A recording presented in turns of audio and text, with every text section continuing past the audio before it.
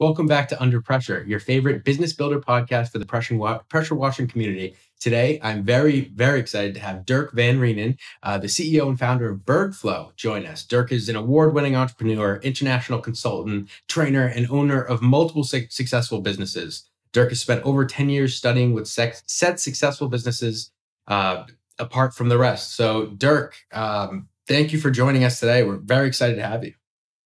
Yeah, Jake, thank you so much for having me on the podcast. I'm excited for the conversation. Absolutely.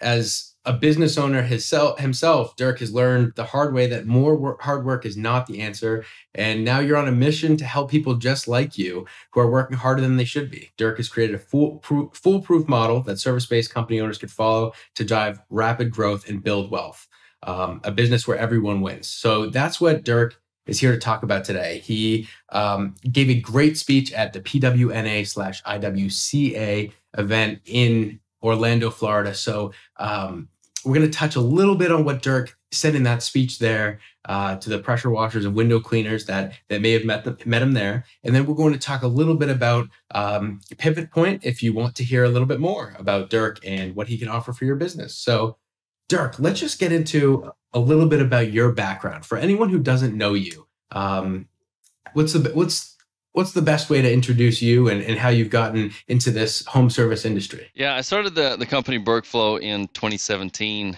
and really, I've always had a love for small businesses and medium-sized businesses.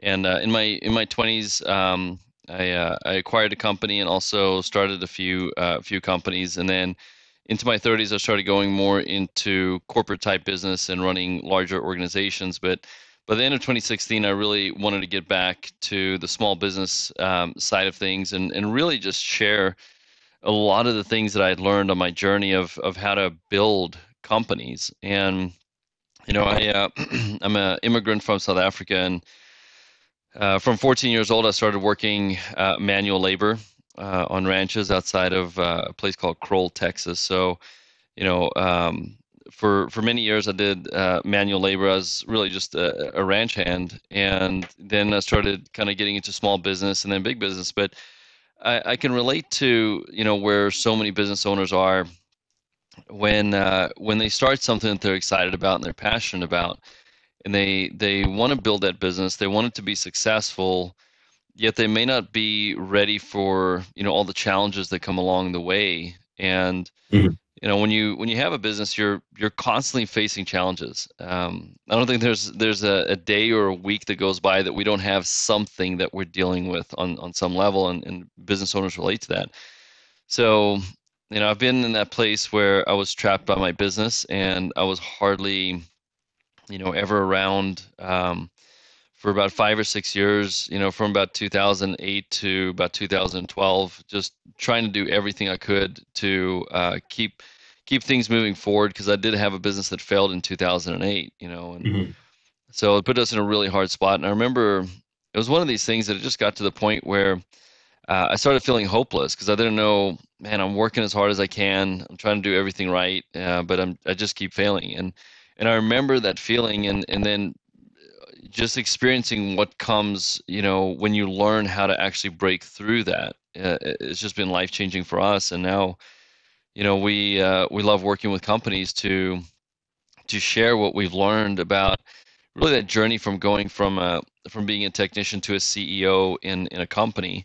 And in the last 5 years now, we've ongoingly we work with about 300 companies. A lot of those are in the home inspection space, but we have clients anything from solar development to technology companies, manufacturing, other home service type companies. And recently, really in the last 4 or 5 months, I mean, we've become very interested in the power washing and window cleaning space.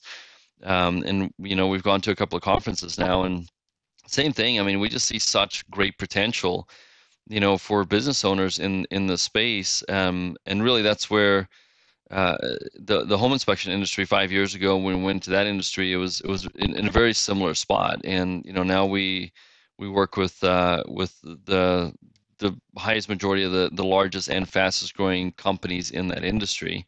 And that's kind of where we met you guys is through Yeah. that industry. And a little bit about that, I just want to put out there into this podcast world that I've seen this. A lot of people will come on and they can talk about what they can do for your business, but I have seen what Dirk can do for businesses, and the success that he can help them create. So one thing he had just talked about is the transition in the service business of going from technician to CEO and hitting ceilings along the way in growth, that force you to either make the necessary changes to break through or you get stuck. So I have seen that Dirk has a hands-on knowledge of this. He's seen the businesses that are able to break through that ceiling. He's helped them get there. So that's what I want to talk a little bit about now is what are some of the pillars of that? I know in your speech in Orlando, you talked a lot about company structure, and that's where I remember getting a lot of notes from actually from that Mhm. speech. So I'm wondering, what do you think are some of the pillars there that you need to really have set up correctly as a foundation to break through that ceiling? Yeah, and it's Jake, it's interesting that you talk about that, because when you start thinking it in terms of ceilings, or ceilings of achievement is kind of what we call them. It really just is another level of something that you need to get better at, learn a new skill, to think differently, hire somebody. Um, but when you really start thinking about business as hey, I just got to get through these levels, Hmm. and the more that you understand each level, the easier it gets. It's the same reason that, if somebody builds a $10 million business, they can, it may have taken them 20 years to build a $10 million business, but they can sell that business and they can build another $10 million business in 4 years or 5 years, right? Because they understand what was involved in getting to those higher levels, and they think at a different level.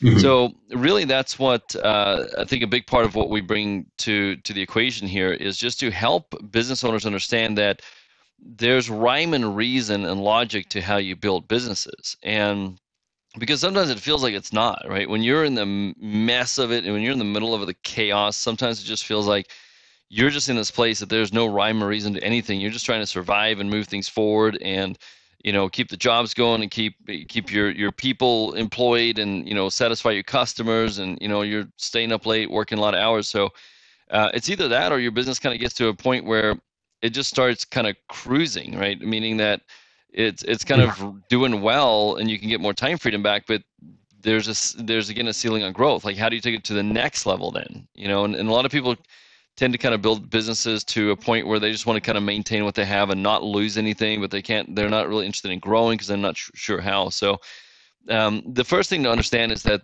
there's a lot of rhyme and reason to how you build businesses. And for us, some of those foundations really just starts with the core thing for a business owner to say, what are you building?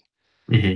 If you're going to work every day and you're building a business, what are you building? Like, what does that actually look like? What is your vision around that? And I think people sometimes get confused with this word vision, and they think it's supposed to be something kind of special or something grand or something that only some people are gifted with. And I mean, we tell people, look, vision is just imagination. What's in your head right now about what you want to build, and why is it important to you? if Yeah. if at the core you can start off with that and get really clear about that, then it alleviates a lot of stress along the way. Now, obviously, we're in the business of helping businesses grow, and that's what we do. So um, one thing that's important to us is that we really work with companies that are growth minded, meaning Yeah. that, if a company comes to us and they say, hey, Dirk, we've been growing at 20% year over year, and we want to continue to grow at 20% year over year, then I would say you don't need us. Like, you've already figured out how to do that. But usually companies come to us when they want to aggressively grow. Hey, we want to grow 400% in the next 2 years. Okay, let's talk about what that looks like and what needs to happen. And when a company wants to start growing aggressively, like, one thing that they have to have is structure. And this is something that you brought up and you say you took a lot of notes about, because what we found is if at the core, if the company doesn't have the right structure, it's going to be very challenging to Hmm. scale that company, and it's going to get very messy very quickly. So we're really a big fan of a very, very simple model that we developed about 5 years ago, and it's called the SOG model, SOG, and it stands for Services, Operations, and Growth. So the way that we think about a company, and really even a small company today, like if there's somebody listening that, you're a one-person company, it's just you, or maybe you got two or three people, the same structure still applies. It just means that, you're probably wearing more hats, right? But Mhm. think of a circle, and the top circle is a CEO, and then there's just three lines that come off of that circle, and each of those lines are connected to a circle, and the one's called services, the one's called operations, and the one's called growth. And really, those are the three core divisions of a service-based company. And we meet companies all the time that have like, oh, we've got 6 or 7 divisions, and they've got like 10 people, and it's just like, no, that doesn't work. Keep it as simple as possible. Services is everything related to you providing a service and exchanging value for dollars, right? That's what you do for your clients, your customers, and then they pay you for doing that. Operations is everything that has to do with running the business. Mhm. That's your financial, it's your HR, it's building systems and processes. It may be scheduling, ordering supplies, ordering products, like whatever it is. It's everything to do with running the business and the day to day of the business. And then the other division is growth, and that has to do with, are we going out and getting more qualified leads and converting those leads into clients or customers?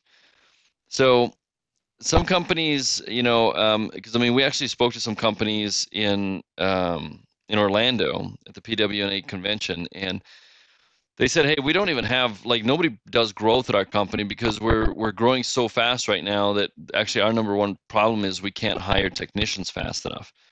So that's good because one of your divisions has kind of a natural solve in it, meaning that there's enough demand in the marketplace, or you're doing something obviously right Mhm. that's driving that. But just understand, we've been in an incredible boom market now for 12 years.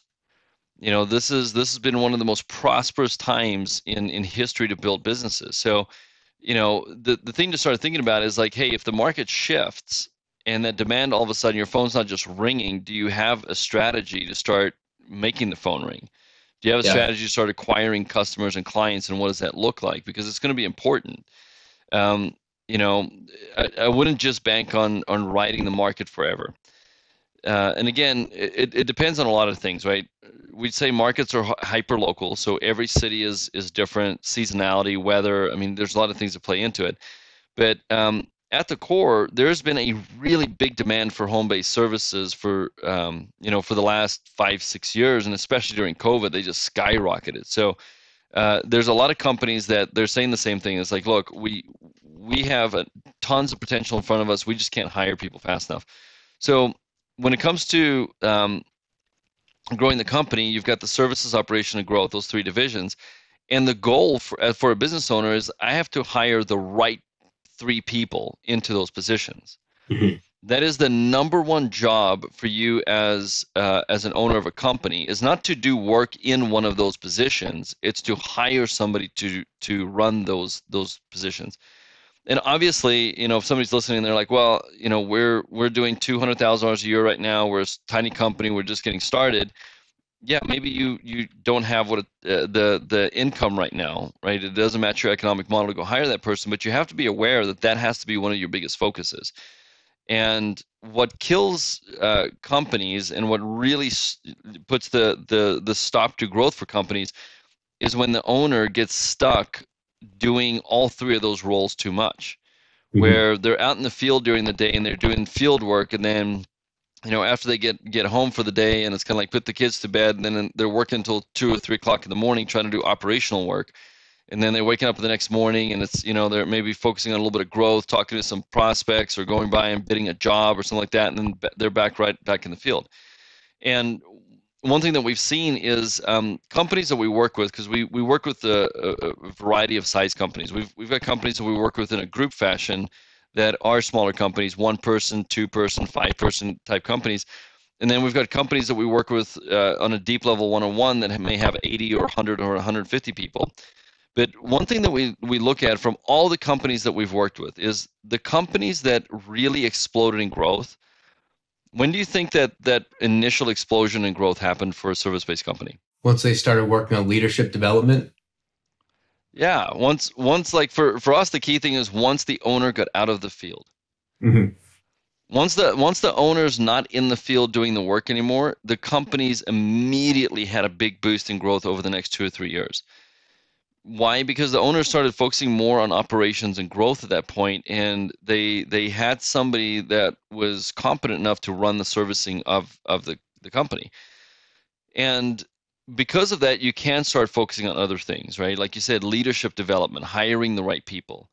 But that's kind of the game. And what we've really discovered is that there's even a specific way in which person you hire first, because most companies start off with an owner starts off, they do something, right? So, if it's power washing, they see an opportunity to make some money. Maybe it's even starts off as a side gig or something like that. They go buy their first, set of equipment. They're going out and they're getting some work. They're getting paid, but all of a sudden they start running out of time. So what do? They got to hire somebody, and then they hire somebody and they're still kind of doing work in the field. They hire somebody else, and what happens is operations kind of gets put on the back burner. And one thing that we recommend is that when you are in a business, the first thing that you got to do is hire a strong operator to run all the operations for you. Even if you as an owner are still in the field, hire that operations person. It's immediately going to open up your company in a big way. And as you're doing that, then the next job is, okay, I got to replace myself in the field. Hmm. So while you're in the field, hire that operator. Now you're in the field, replace yourself in the field, and now as an owner, you can focus on the growth side of it, developing relationships, and then eventually you hire somebody to do that for you. But if you can understand like that's the game, then it makes everything easier because that's where the daylight starts coming in. And then the other thing is you pour into your people, you teach them how to start understanding about hiring and training and leading, because Hmm. then those three people are going out now starting to hire their own teams. Theoretically, if you did this really well, I mean, you could build a business only hiring 3 or 4 people, and then they are doing all the rest of the hiring. But most people don't have a really high batting average when it comes to hiring. So, they may have to hire 6 or 8 or 10 people to find the first three that really stick, and that are going to be the right leaders.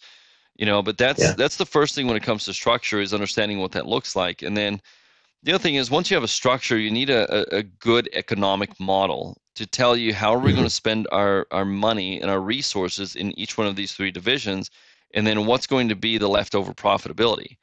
Because a lot of business owners, small business owners, they don't look at their financials often enough.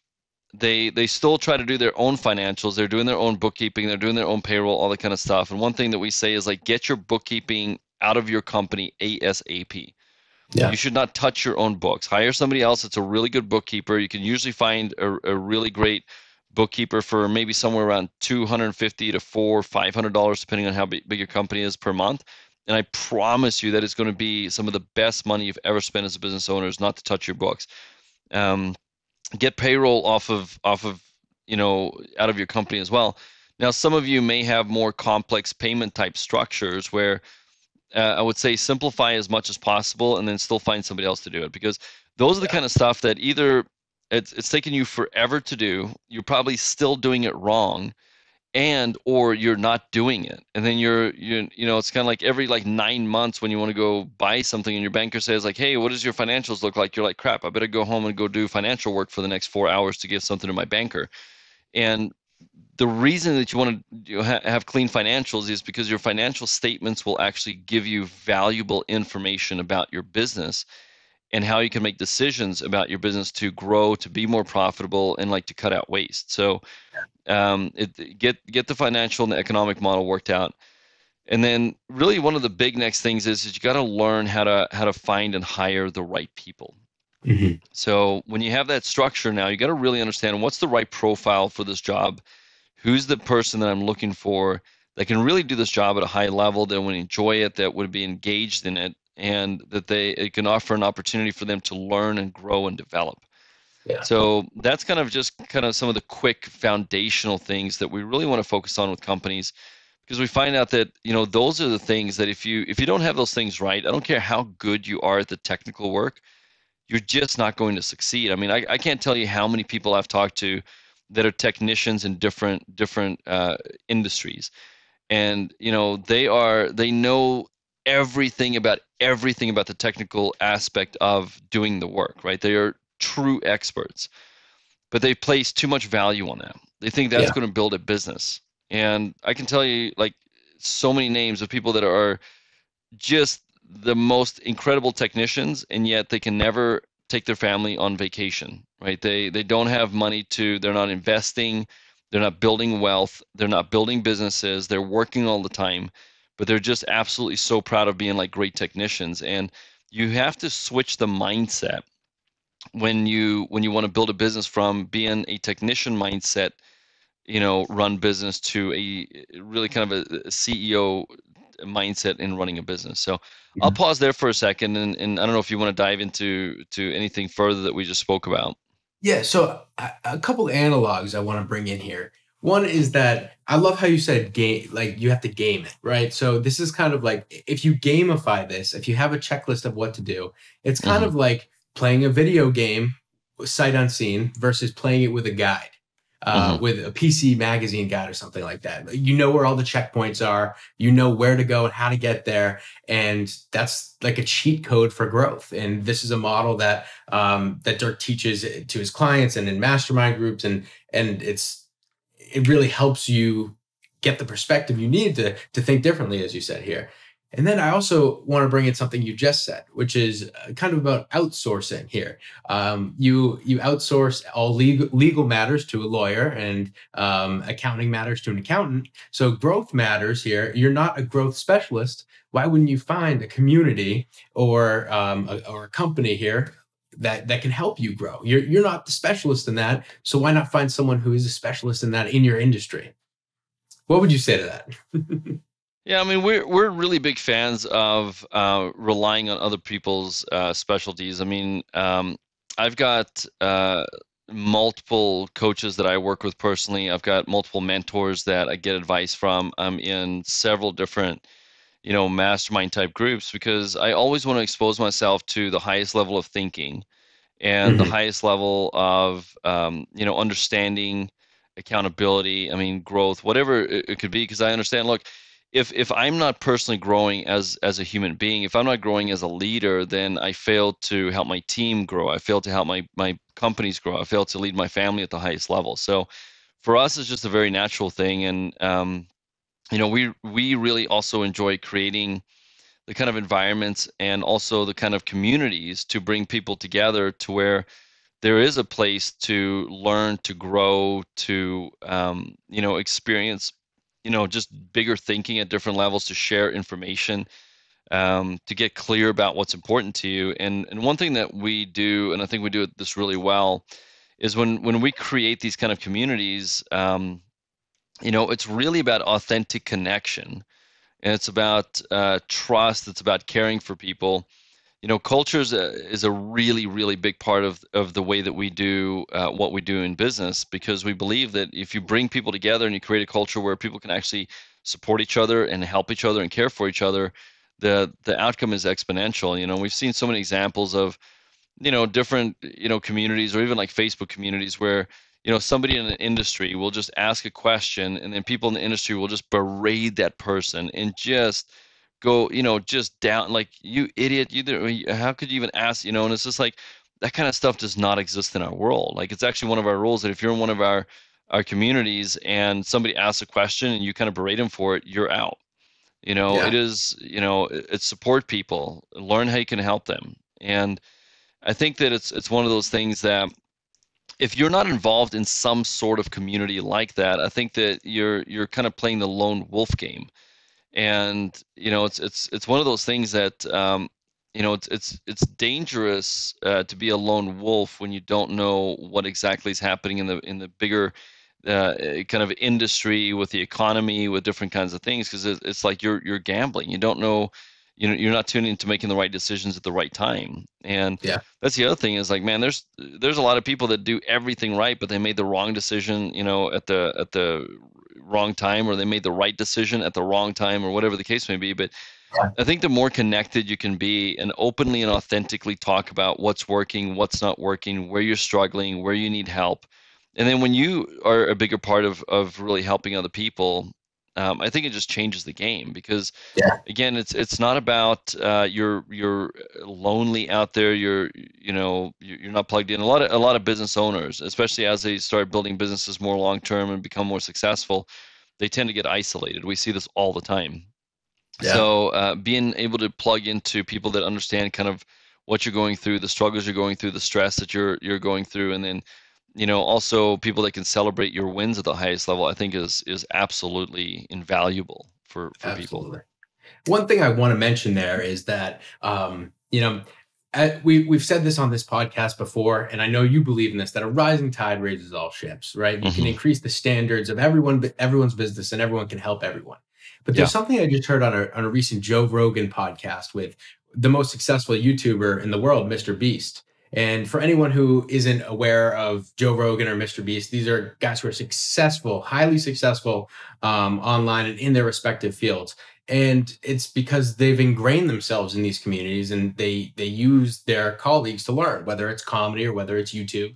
And one of the biggest golden nuggets I pulled from that podcast was the power in the community iterating together. So if Hmm. you have, just for easy numbers here, if you have 4 people that you're in constant contact with, even if they're your competitors in your market, you can go through trial and error. You can see what works and what doesn't work. And you then speed up that process by a multiple of 4. So you're spending 25% of the time that would have taken you to figure all that out by doing it together. Yeah, that's really powerful. And one thing that we've also done, in communities that we've built is, sometimes people are saying like, hey, if we sign up with you guys, are you can I be the only one in this market? And we're like, no, you can't. And then somebody else signs up, and we've actually had companies come to us and say, look,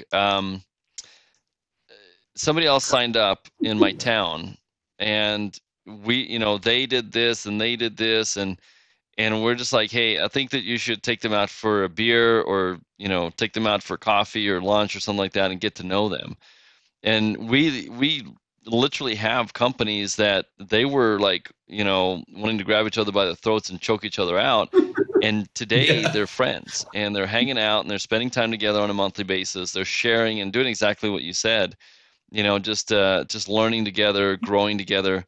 And we just think like that's such a cool thing. Why would you compete with somebody when you can actually collaborate with them and both people can achieve at the higher level? And I mean, that really comes down to truly having an abundance mindset, because Mhm. the scarcity mindset says that it's a net zero game, that if you win, I have to lose. And Yeah. the truth is that if you look at the marketplace, the reason that, if you're listening, if you're not happy with where your company's growth is right now, is it's got nothing to do with your market. It's got everything to do with your ability to execute. And that's where, once you realize that, then you're like, okay, well, if that's true, if I can accept that, then what do I need to be able to do to execute at a higher level? And then the game starts of, okay, now let's look at the foundations that need to be implemented for you to build a really fantastic business. Absolutely. So we're going to take a moment to hear a word from our sponsor, Pair Payments, and we'll be right back. You certainly can't afford to give profit away for no reason. But what if I told you credit card processors may be overcharging you and robbing you of profits you've worked hard to earn? It's time to put an end to being overcharged for payment processing. It's time to take back your profits. That's why we've put together a free report, How to Avoid Being Overcharged by Your Payment Processor. Head over to takebackyourprofits.com, download the report, and put an end to being overcharged for credit card processing. You've worked hard for your sales, and you deserve to keep it. What are you waiting for? Go to takebackyourprofits.com and download your report today. All right, welcome back. As I had said before, I'm very excited to have you here today, Dirk. This has been a great podcast so far, so I'm happy to get back into it.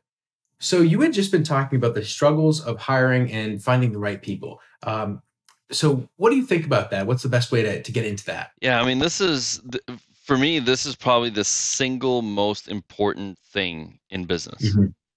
I mean, I can't think of anything else being more important than, you as a business owner being able to find and hire the right people.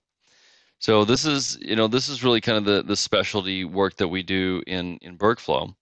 And for me, this has made, again, just the single biggest difference in my success in business is who I'm in business with.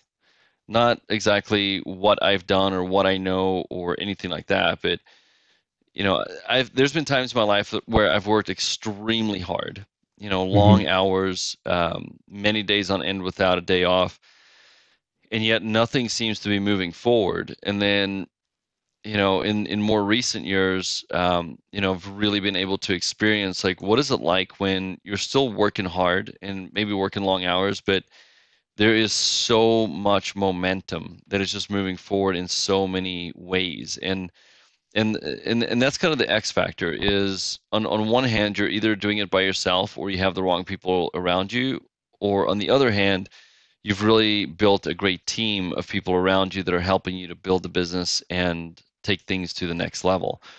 And, I think, like, the challenge here is that most business owners have never been trained on how to hire people. So when you think about how they hire people, like, where did they learn? If nobody has ever really taught them the right way or a different way or a system around it, where did they learn it? From prior experience? Did you just go out and do it? Did you hire somebody based on the way that you were hired before? Like, there's business owners, like, literally, like, they've never worked a day in their life for anybody else. Like, they've been, their own boss since they started out. So it's something that's kind of interesting because think about the technical side of the business again. Right? When you go to a conference, how many people are there that are selling equipment or educating you on equipment or product or tools or software or whatever the case may be, right? That kind of stuff's rampant.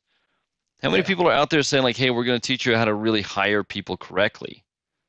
It's like there's industries that, like, nobody is even doing that, right? So I think it's one of these things that it's important to understand, just like anything else, there is really a proven process for how to find and hire really great people. And for us in our system, it's called the Pivot Ready Teams. And it's really a turnkey system to help business owners understand, okay, who do I need to hire? And when somebody says, okay, well, I need to hire, a new service manager, or I need to hire a new operations person, or I need to hire some new technicians, like, where do I find them? The first question for me always comes down to is, like, well, who are you looking for? Yeah. Because if you know who you're looking for, you'll know where to find them, right? So it's one of these things that, well, how do I know who I'm looking for? Okay, well, who are you as a company? What is your mission? What is your vision? What are your values? What's your culture? What's your structure?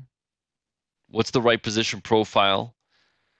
And it's like sometimes people just want to hire more people to kind of get more done, except they're not willing to do the foundational work of finding the right people. And they're like, oh, it takes too much time. Like, we're so busy right now, we don't have time to look for the right people, or we don't have time to do this kind of work. And then what happens is you find those people habitually 2, 3, 4, 5 years down the road still being in the exact same position. We're so busy right now, we can't do any of that work. And that's really the tough thing, is that when you're in the chaos of doing business, like, you got to realize what's important and what's urgent. Yeah. And that's something that we take straight from 4DX, right? The 4 disciplines of execution, to say, look, there are things that seem like they're very important, but they're not important. They're urgent. Like, something's on fire right now. You're putting out fires. You're dealing with a situation. You just got to run over here. I just got to go drop this off. I got to go get supplies. I got to, and it feels like it's so, like, important, but it's not. It's urgent. Urgent things are always loud. They're screaming at you, and they just keep you preoccupied. By the way, they tend to feed energy too. Like, when you're dealing with something that's urgent, you kind of have this kick in energy of, like, oh, well, I'll just go do this thing. Where important work is way more boring. Yeah. It's boring. It's there's nothing really sexy about it. Like, a lot of times it requires you to sit down and focus and concentrate for longer periods of time, where most people may not be wired that way. They may not be wanting to do that. Their minds may not be trained to do that kind of work. But the thing about it is, if you want to build a great business, you have to spend time doing the important work. And the important work is getting the right structure, the right foundation, the right profiles, the right people. And when you can really look at getting clear on who you are as a company and what the real opportunity is that you're going after, and you can understand what the structure looks like now and maybe what your org chart needs to look like in 3 years, and then you can start understanding what kind of people are going to be most successful on these positions in this org chart. Now it's, okay, I've got enough data where I can go find the right people. And even, I'm not just talking to the first person that comes to me, because, like, there's companies that say, man, we just can't find people right now. It's so hard, right? You've probably heard that a lot, Jake. Yeah. And yet we've got companies that are onboarding 25 people, technicians, every 60 days. That they've got people that are constantly applying to their companies. Now, what do you think they would say when you ask them, hey, is it hard to go find good people? You're not looking in the right place? Because we've built a system. They've built a system around it, right? And that's the thing is, look, if your mindset is that it's hard to find good people, then guess what? It's going to be hard to find good people. Now, I'm not saying there's not a challenge there, and I'm not saying that the market's not tighter than it has been before, but you have to understand, like, think of this, that even in downtimes, in economic downtimes, most people lose money, but the wealthy make more money because they understand how to play the game. Same thing, right now, we're using this as a massive competitive advantage. When all your competitors are out there saying it's hard to find people, if you can solve for that issue, you are going to dominate your competition in business today. So it's about understanding, like, what's most important for you to focus on. But the sad thing is that most business owners look at their people like kind of second or third or fourth or fifth, right? It's always about, oh, well, it's about the technology, it's about the tools, it's the equipment, it's the product, it's the client, it's all that kind of stuff, and like the people come secondary, and we're just like, no, that's not right. When you build a business, your people come first. The people that are in your company come first, and you have to be concerned with helping them win, with moving them forward. And that doesn't mean that it's easy. It's a learning process. There's no such thing as a natural born leader. In our world, we say that leaders are forged. You learn how to be a leader. You take the punches. You make mistakes. You learn. You study.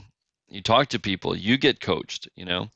And as that process unfolds, then you're going to be more concerned with finding the right people. And when you find the right people, you're going to be more concerned with helping them win.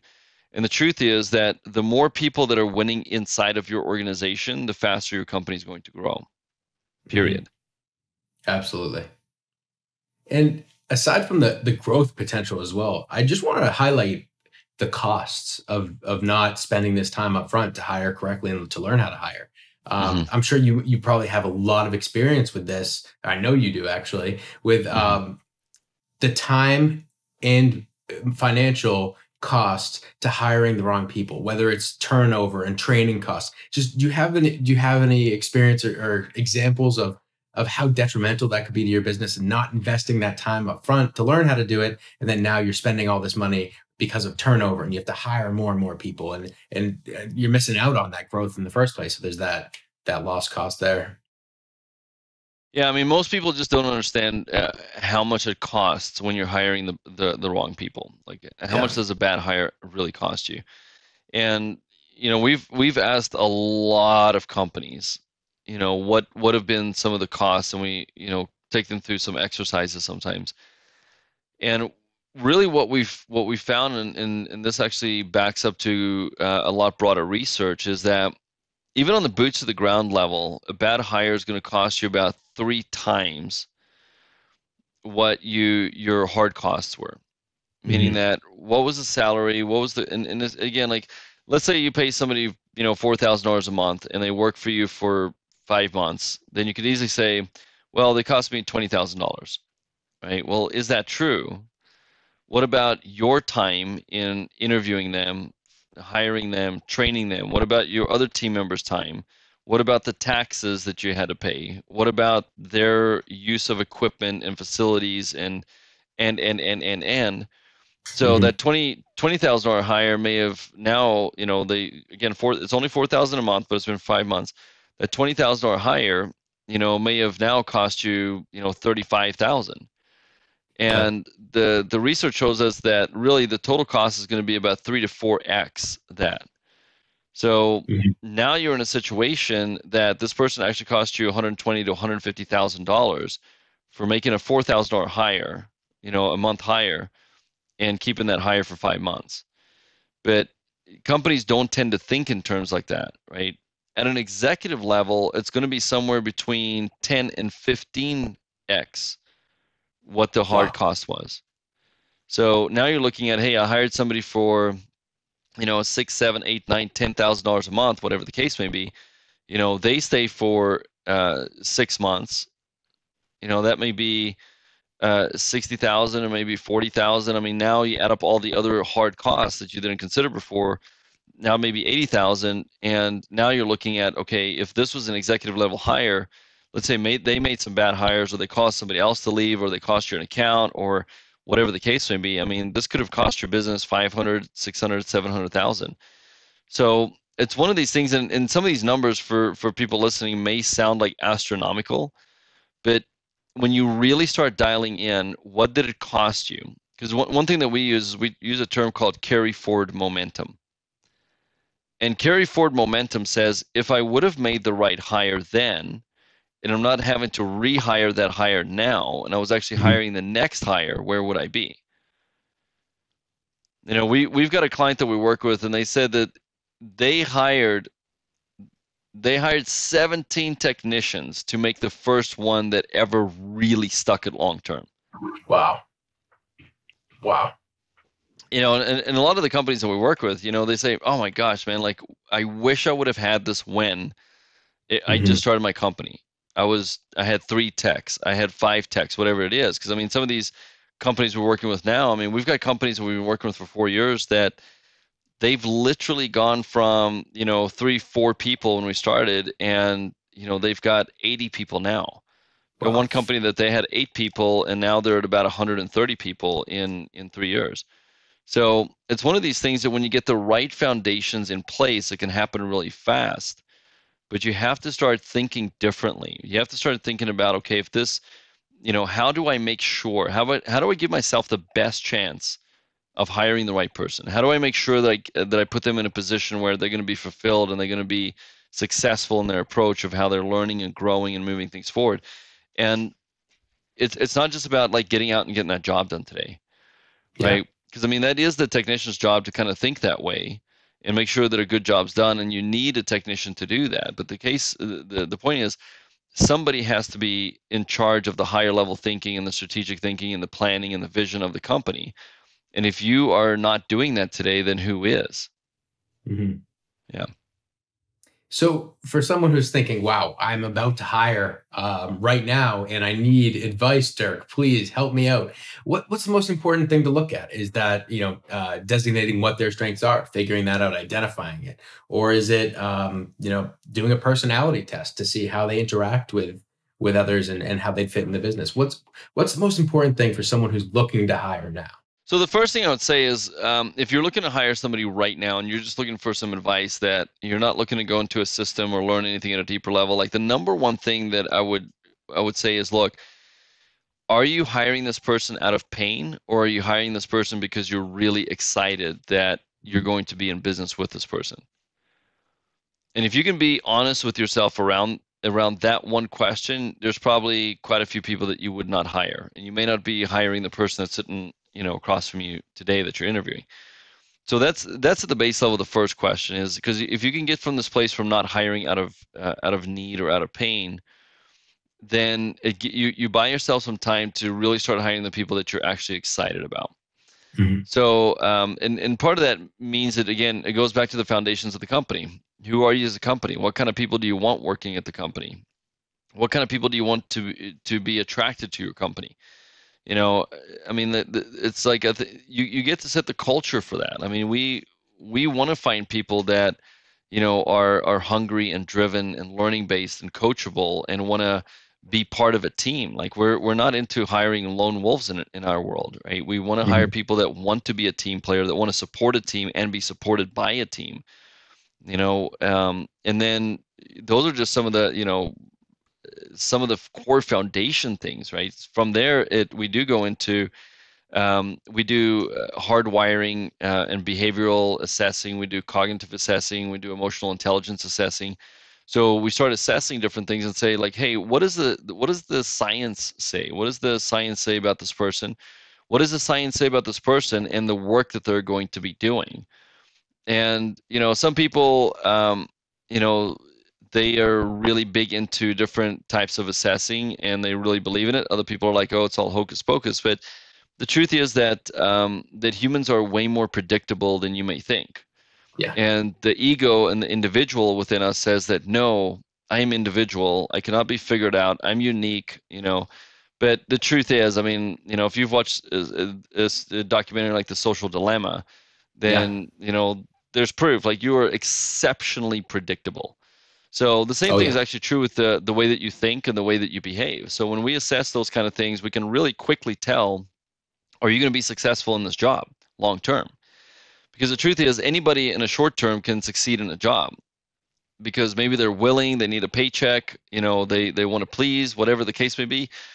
They get into a job and they're working really hard, and but the question is, can they do the job long term? Because this is where, like, sometimes you hire somebody and the person you hired is like completely different from the person that's like in front of you 3 weeks later after you hire them. And sometimes it's 3 months later or whatever the case may be. But when we can assess people and say, okay, I feel like this person fits our values and our culture, now do they fit what this position requires? Yeah. And we find that the science is actually extremely accurate. If you give me 100 people to assess for one position, I can probably tell you the 10 people that are going to have the highest likelihood and probability of being successful in that role long term just based on our assessments. But Yeah. what we got to find out is, out of those 10 people, who are the ones that are a great fit value wise, culture wise, with what they want to achieve in their life, what's important to them, are they a fit for our team, like all that kind of stuff. So there's other things that definitely goes into it. And then, you can look at things like experience as well. But I caution a lot of company owners to really be careful of hiring people just for experience. Yeah. Because our data shows us a lot of people that are really good at something, they got the experience. Sometimes they put too much emphasis on that, and they're not seeing as this person a fit for us in our company. Um, and then I would also caution towards education, meaning that just because somebody is educated at some level doesn't have any indication whether they're going to be learning based today. I Yeah. am way more interested in how somebody is learning today than what college they went to like 10 years ago or 5 years ago or 20 years ago. Like, I really don't care. Like, it doesn't matter.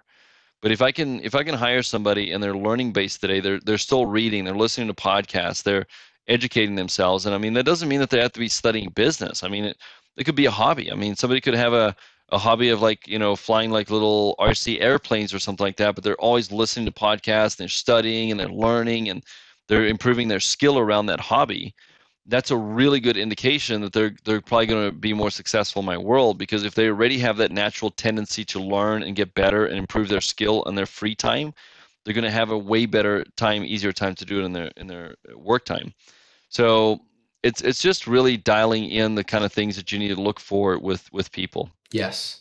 And I had heard about this pivot ready teams at a home inspection mastermind that Dirk held. I had listened to a speech about this, and I have to say what you're saying is exactly right here. I mean, I was blown away when I heard about, you know, one example I'll give is the disc assessments, the personality Hmm. tests. I have a management degree, and when I learned about disc assessments in college, it was all very, conceptual. Here's the concept. But in the speech I heard at Dirk's mastermind, it was all taking that to the next level. All right, let's apply it to the business. Let's see how this works. Let's play with it.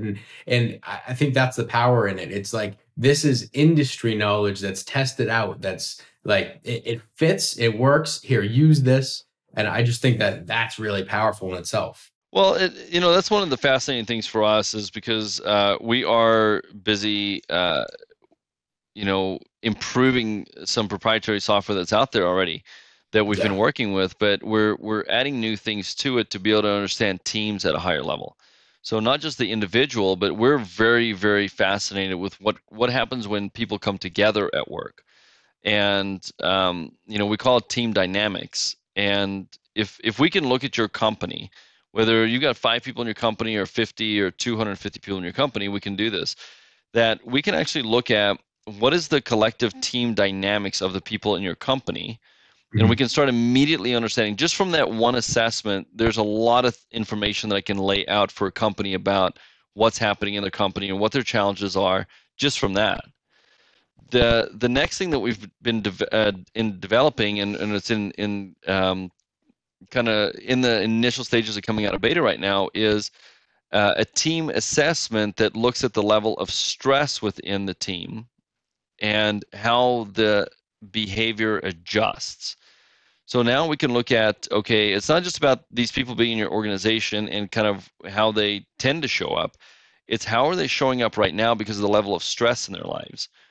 And that is really fascinating to me because I think that most people today are going to work in a stressed state, and they're not in their natural self. So we can look at the team dynamics report now in the overall stressed state of the team, and then we can overlay the two reports, and we can start looking at, okay, maybe where are some of the biggest frustrations and pitfalls happening within the team right now because of the team being in a stressed state.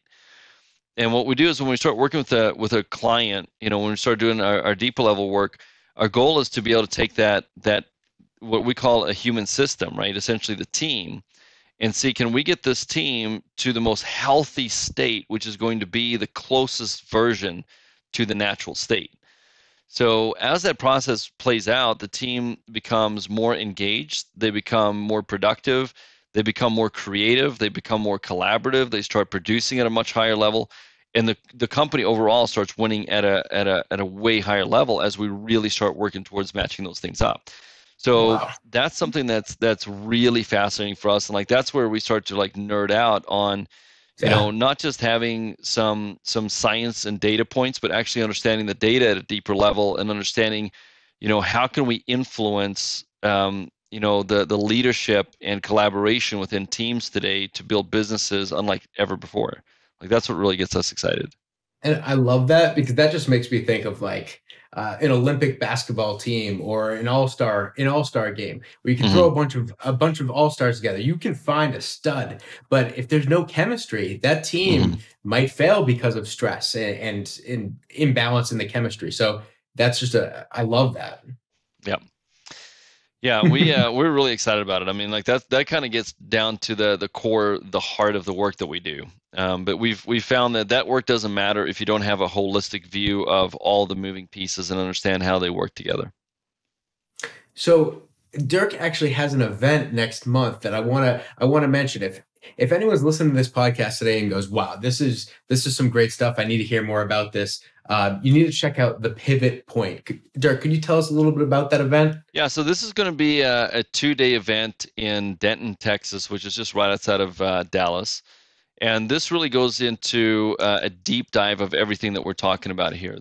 We call the event the Pivot Point because we believe that when company owners come to that event, that it is truly a pivot point. It's a turning point in the story of their company and the history of their company because they just walk away with a completely different mindset, level of energy, level of understanding.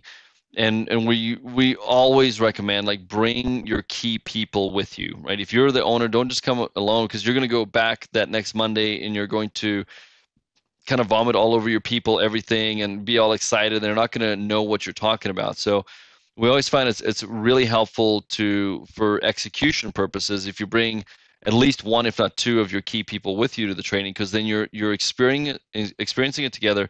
You can actually start the design work at that event and understand, okay, what are the things that we immediately need to change within our company? But the big thing is really going through several of the things that we spoke about today and really the other foundational blocks to understand, okay, how can I stop thinking like a technician and really start thinking like a CEO, and then get a proven system on how to really take my business to the next level. So, we've already got some amazing companies signed up for that. I think we've got about 10 or 15 spots still open for the training next month. So if somebody hears this and they're interested, you can go to BERGflow.com, and we have it right there on the homepage. The click to the pivot point link. But we're really excited about this, and would invite you. I mean, if what we're talking about today sounds interesting to you and you want to learn more, come to that training, or just contact us on our website. We can have a conversation, just kind of see where you are in business, what's going on, what you want to do, and see if it makes sense for you to come to that training. So this event, just to sum it all up, super high level, go get the blueprint for how to grow your team, your company at the Pivot Point. This is April 14th to 15th in Denton at the Hilton Garden Inn. And one thing I want to mention is your confidence in this product. Obviously, I'm very confident in this product. That's why I have Dirk on today to talk about it and to promote this show, because I think that going to the Pivot Point and getting this blueprint could be incredibly valuable for everyone in our audience. Actually, not just could be, it will be. But I want to talk about your confidence in it for a second. If they go to the website at www.pivotreadyteam.com, the direct link to this event, if you go there, it says right on it, with a full money back guarantee. That to me just shows your confidence in this. Yeah, I mean, we really think that, look, if somebody comes to that training and they really don't get any value and they don't see that it's something that can help them, then we'll give them their money back. Because for us, we've got enough track record now. And the other thing is, like, we wouldn't want to work with somebody that didn't believe that it could help them. Or, we've just learned that, look, we work well with companies that want to grow, that are open, that are willing to think differently and work differently. And we've got the track record to really back that up. And we've just found that, look, if somebody believes that it can't work for them, then they're right. Because it's ultimately about what you buy into and what your belief system says about what's possible, right? I think one thing that we do really well in that training is open up the level of what people believe is possible. Like we open up a new world and new possibilities to them, and then say, like, look, here's the path to going after it. So if you come to the training and you just don't get any value from it, we'll give you your money back. Because, I mean, we are that confident in it. So I do want to go back to something you just said, which is showing people what is possible. Do you have any stories that you can give our audience today about someone who didn't know what was possible, and then you were able to make them aware, and then they were able to realize it, and their mind was just blown? Yeah, I mean, we got a lot of stories, but one that kind of just always stands out to me, and I love sharing the story now, is we have a client named Ian in our home inspection community. And Ian's from California. He was a rocker, kind of I think he was a drummer or something like that in a band. I mean, like real, like rocker, like you would think of, like kind of late 90s kind of rocker. And Ian loved playing music and going to shows and all that kind of stuff. But he ended up getting married, and they started having kids and stuff like that. And then he was like, man, I guess I got to do something to kind of support my family. So he became a home inspector. And when we met Ian, I think it was back in 2018. He had been in business for about 3 years at this point. It was just him, and he was, I think, around like 130,000 in revenue. And Ian's like one of these guys that initially, I think, he kind of wanted to fight us a little bit on everything. It's like, hey, that's not possible. But man, he just stayed engaged, and we just kept encouraging him, and he was on every call, and he just did the thing, whatever recommended, he started doing. And man, he has just completely transformed his business, in the last 2.5 years. And he's got 16 people in his company. They finished at about 900,000 last year. And they had 12 people in their company at the end of last year, 900,000. And this year, I think their goal was to do about 1.7 million and get their team to about 25 people.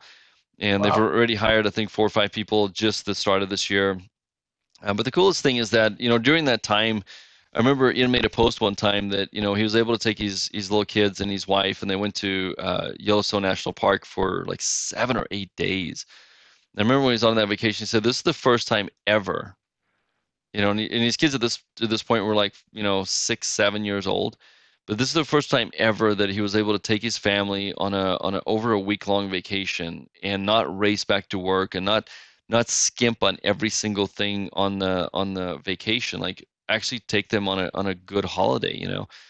And that's what's most exciting for us is when it's not just about your business growing or you making more money, but it's about you being able to do things with your family that you've never been able to do before. It's about, you know, being a better parent, being a better spouse, being a better friend. And, you know, that's what we're interested in, is that as we're doing this, like those are the things that are important to us.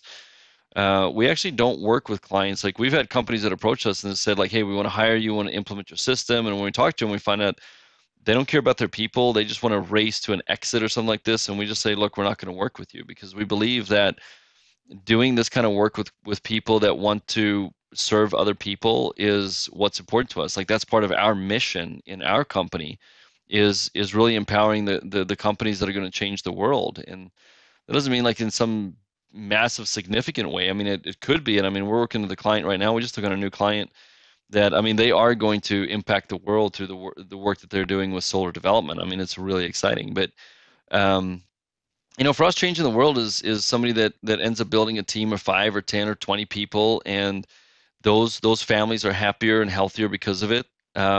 Those people are going into their communities and being better leaders, and they're going into, you know, their church or their place of faith or whatever it is, and you know, being a leader there.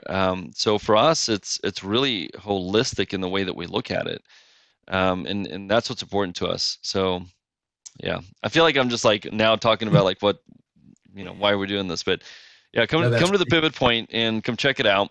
See if it's something that aligns with you and your business. We're not a like a hard selling, like hard pressure type company. I mean, Jake, you know that you've been around us. We're like, look, if it works for you, it works for you. If it doesn't work for you, that's cool too. Like we're not for everyone, and we have always said that. Like, I mean, we are for growth minded, you know, entrepreneurial people that want to build something really great, you know. And so if that's you, if that resonates with you, or maybe you think that might be you, you're not sure if it is you, come to the training, and I mean within 2 days you're gonna really find out if like that's you or not. absolutely. And I think I love that you did talk a little bit about your mission and the why, because I think, Hmm. you know, that speaks for itself. That shows you where this is all coming from. Love that. Yeah. Well, Jake, I appreciate it, man. Thank you. And yeah, Absolutely. So yes, enjoy seeing you again, man. I always enjoy having a chat with you. absolutely. It's always a great conversation. Always. So I want to leave our audience with one more thing from you. If someone's Hmm. listening to this and goes, "Wow, you just opened up my mind to the possibilities," or "I can't wait to look into that more," what do you think the best way for them to start their journey to personal growth? If someone's like, "Oh, he's talking about podcasts and books," any resources you'd recommend that they go to? Any books or podcasts that you'd say, "Hey, go listen to this right now. Get your mind frame all squared away." Yeah, I mean, I think like one of the best books, and I mean, this is probably one of the books that really kicked it off for me. Is just the book Think and Grow Rich by Napoleon Hill. And Mhm. I mean, it is like the mother of all books, right? Because I mean, it was Oh yeah. published in the late 1920s, and it's been probably the number one selling business book of all time. I've read that book 7 times, and it's been significant every time I've read it, because it's so true. If you can really win the battle in your mind and you can believe that it's possible, you'll find a way. But no matter, you could have all the money and the resources and everything right in front of you in the world, but if your head's not in it, if you don't believe it, it's no good. So I would start there. Another one that's a lot like kind of less of a like smaller, easier book is one called the Alchemist. And I've read that book about 3 times now. I really love that book. It's a quick, easy read. It's a story. It's a fable, so it's really good. Um, but that one always just kind of tends to give me inspiration and clarity for like what's most important. Another book that I really love is one called Tribe of Millionaires, and it's by the founders of a group called GoBundance. And I've been involved in that group for about 6 years now, and I'm actually one of the prior CEOs of that group. But it talks about the importance of the people that you spend time with, and really who is your tribe, who are the people that you do life with, and why it's so important to understand how big of an influence that has on your level of success and happiness and just achievement in life. So, I mean, those are just a couple of small ones, but I mean, the thing that's going to be really important too is to, if you feel like you really want to take your life to the next level, just decide and start doing it. Don't overcomplicate it. Don't look for the perfect plan. Just every single moment, just ask yourself, like, hey, am I being productive right now? Am I doing something that's moving my life forward, or am I doing something that's wasting time? Right? And if you're kind of scrolling through TikTok or Instagram or something like that, and you're spending 4 or 5 hours a day doing that, you know, as long as you can acknowledge to yourself, like, I'm completely wasting away my life right now, you know, and I'm not talking about if you're doing like really good like content creation or marketing, but I'm talking like just aimlessly scrolling stuff, right? Just acknowledge to yourself that you're wasting your life away. And if you're okay with that, then that's cool. But if you're not okay with that, then stop doing it and do something that's actual productive, right? It's not for me to judge what's right or wrong for you, but it's just for you to be authentic about what you're doing in your life. Yeah. And if someone's listening to this podcast, you're on the right track already. Absolutely. Yes, you are. Keep listening to Jake, man. They're amazing people. You know, I think the world of what you guys are doing. Same thing with you know, Pair 2, like just incredible human beings. Really fond of Dave and Alyssa and you, Jake. And I really appreciate what you guys are doing, like in this industry too. Just aggregating great knowledge for people to learn how to take their lives and their businesses to the next level. So appreciate what you guys are doing with this as well. Thank you. Thank you so much for saying that, because it's mutual. Absolutely. Thank you for leaving us with all those fantastic resources. Go check those out. Go check out Pivot Point. And if you need to ask Dirk any questions, reach out to him. Thank you so much, Dirk, for joining us today. As always, our conversation is great, and I'm sure incredibly valuable for this audience. So I really appreciate it. Awesome. Thanks, Jake. Feel the same.